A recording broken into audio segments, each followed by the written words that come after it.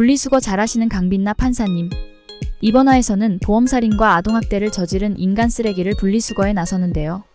강빛나는 반성하지 않는 가해자에게 나쁜 어른은 벌 받아야 돼 라고 선언을 하죠. 죄인을 향한 그녀의 지옥행 선언. 더 강력하게 터질 사이다 한 방을 기대하게 만든 회차입니다. 그리고 강빛나와 한다온은 어떤 사이로 전개가 될까요? 리뷰 시작합니다. 안녕하세요, 디무비입니다. 구독과 좋아요는 사랑입니다. 강빛나는 한다온이 과거 3명을 죽였다는 말을 듣고 그를 지옥으로 보내기 위해 확인 사실 없이 살인을 하죠. 하지만 이는 잘못된 심판으로 지옥의 2인자 바엘은 강빛나에게 1년 동안 총 20명의 죄인을 처단해 지옥으로 보내라고 명령하죠. 헐, 20명이라고요? 한 방에 20마리 닭 잡는 것도 아니고 직장 상사의 무리한 요구에 발등에 불 떨어지신 강빛나죠. 한다온은 죽었다 다시 살아나죠. 어릴 때 실수로 가족을 죽인 것이 아니라 살인을 목격한 것이었죠. 어린아이라 아무것도 할 수 있는 게 없음에도 불구하고 범인을 찾지 못한 죄책감을 가지고 살아온 모습이 마음 아팠는데요. 그 트라우마로 집이 아닌 캠핑카에 거주하게 되죠. 범인을 찾고 싶어 형사가 된 건 아닐까라는 생각도 들었습니다. 한다온이 살아난 것은 강빛나가 한다온을 위해 유스티티아로서는 죽게 되고 강빛나로서 다시 살아날 수 있음을 의미하는 것 같습니다. 따분한 재판이 진행 중인 법정안, 무료한 강빛나 앞에 손을 흔들며 한다온이 찾아오죠. 다시는 볼 일 없을 거라는 말을 멍멍같이 무시하고 온 것이죠. 한편 강빛나는 미성년자 약취유인죄로 고발당한 장순이의 재판을 맡았죠. 장순이는 아들이 사고로 죽자 아들이 재혼한 며느리 배자영에게서 친손자 유지호를 빼앗아 데리고 있었죠. 초등학교 교사인 배자영은 눈물을 흘리며 유지호는 자신의 아들이라고 돌려달라고 애원하죠. 하지만 장순이가 배자영이 사고로 죽은 남편 2명의 사망보험금을 수령했다고 외치는 그 순간 두 번째 악인의 촉이 오는 강빛나, 그녀의 레이다망에 걸린 두 번째 악인 배자영. 범인 찾는 능력 쩌시는데요. 한다온 형사님, 한 수 배우셔야겠어요. 이러다 20명 성공각 나오는 거 아니시죠? 호랑이 굴에 들어가야 호랑이를 잡는다는 말처럼 강빛나는 자신의 촉으로 호랑이 굴에 들어가죠. 그런데 호랑이가 아이들을 가르치는 선생님? 그런데 그분은 또 아동학대범?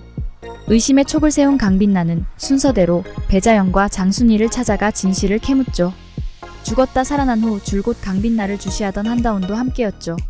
두 사람의 달콤살벌한 공조수사가 펼쳐지는데요. 눈물을 흘리며 보험금 욕심에 아이 데려간 분에게 지호를 맡길 수 없다는 배자영. 강빛나는 속으로 나 지금 헛다리 짚은 거야? 너 내 악인 아니었어? 싶으실 것 같은데요. 두 사람은 장순이와 함께 있던 유지호의 그림일기에서 심상치 않은 것을 발견하게 됩니다. 어두운 밤 물속에 차가 빠지는 그림, 누군가가 베개로 유지호의 얼굴을 누르는 그림.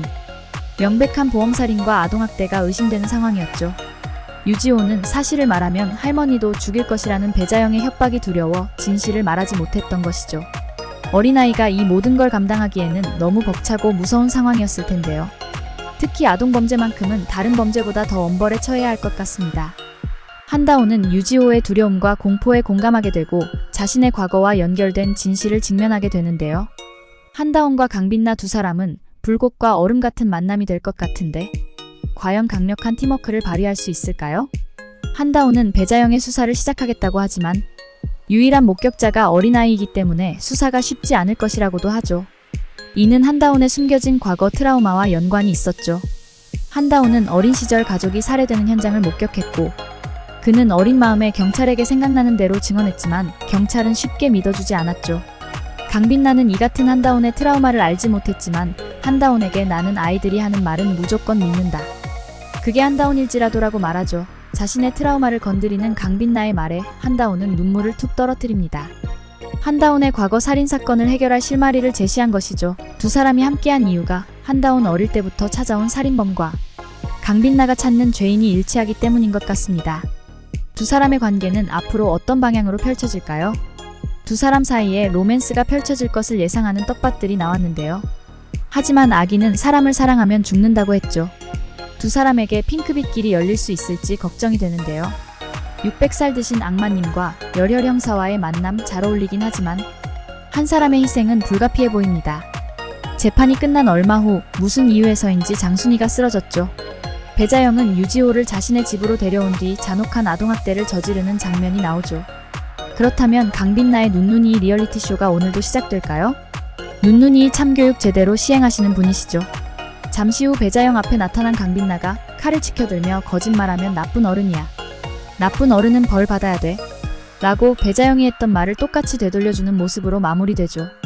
고통의 악순환을 통해 악행으로 돌아오는 것은 과연 무엇일까요? 자신이 저지른 행동이 다시 자신에게 돌아올 수 있다는 경고성 메시지를 담고 있는 것 같습니다. 가해자를 향한 강빛나의 본격적인 처단 예고가 남았습니다. 배자영을 향한 강빛나의 무서운 눈눈이 참교육 기대가 되는데요. 4화 리뷰에서 뵙겠습니다. 감사합니다.